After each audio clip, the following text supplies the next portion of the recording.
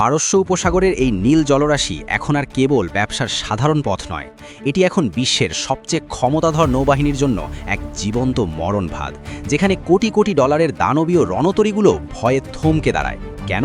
কারণ সাগরের নিচে আর ঢেউয়ের আড়ালে লুকিয়ে আছে এমন কিছু যান্ত্রিক দানব যা খালি চোখে ধরা পড়া প্রায় অসম্ভব। আজ আমরা উন্মোচন করব ইরানের সেই ভয়ঙ্কর আবিষ্কারগুলোর রহস্য, যা আধুনিক নৌযুদ্ধের পুরো সমীকরণটাই বদলে দিয়েছে।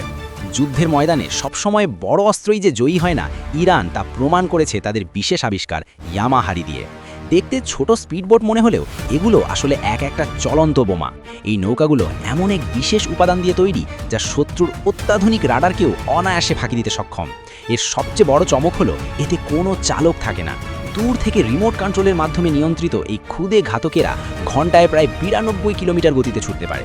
যখন কয়েকশো ইয়ামাহাদি একসাথে ঝাঁক বেঁধে বা সোয়ার্ম স্টাইলে আক্রমণ করে, তখন বিশ্বের সবচেয়ে দামি ডিফেন্স সিস্টেমগুলোরও মাথা খারাপ হওয়ার দশা হয়।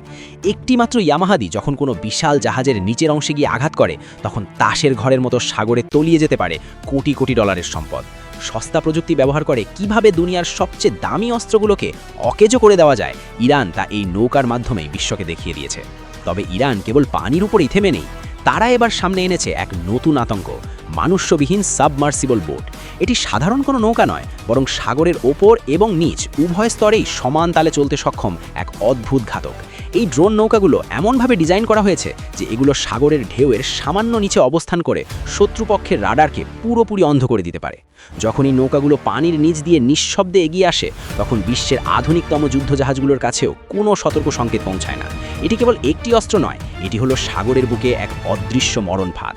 এর সলিড স্টেলথ ডিজাইন আর অবিশ্বাস্য গতি একে দিয়েছে এক অনন্য উচ্চতা। কোনো মানুষ ছাড়াই এগুলো নির্দিষ্ট লক্ষ্যে গিয়ে সরাসরি বিস্ফোরণ ঘটাতে পারে।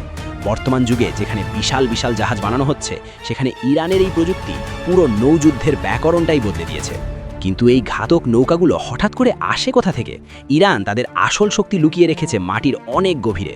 পাহাড় কেটে তারা তৈরি করেছে এক বিশাল শহর, যেখানে সারিবদ্ধভাবে দাঁড়িয়ে আছে শত শত শক্তিশালী যুদ্ধজাহাজ আর স্পিডবোট। এটি কোনো সিনেমার দৃশ্য নয়, এটি ইরানের আন্ডারগ্রাউন্ড নেভাল সিটি বা গোপন নৌঘাঁটি।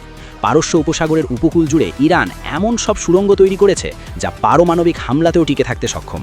মাটির গভীরে হওয়ায় শত্রুপক্ষের স্যাটেলাইট বা অত্যাধুনিক রাডারও বুঝতে পারে না ঠিক কোন সুড়ঙ্গ থেকে কখন এক ঝাঁক ঘাতক বোট বেরিয়ে আসবে।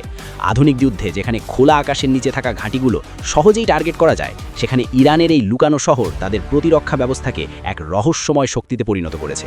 পাহাড়ের আড়ালে লুকিয়ে থাকা এই অদৃশ্য শক্তি আজ বড় বড় পরাশক্তিগুলোর জন্য এক গভীর চিন্তার কারণ। পরিশেষে বলা যায়, আধুনিক যুদ্ধের ময়দানে দাপট এখন আর কেবল বিশাল আয়তনে নয়, বরং যে অদৃশ্য থেকে নিখুঁতভাবে আঘাত করতে পারবে, জয় হবে তারই।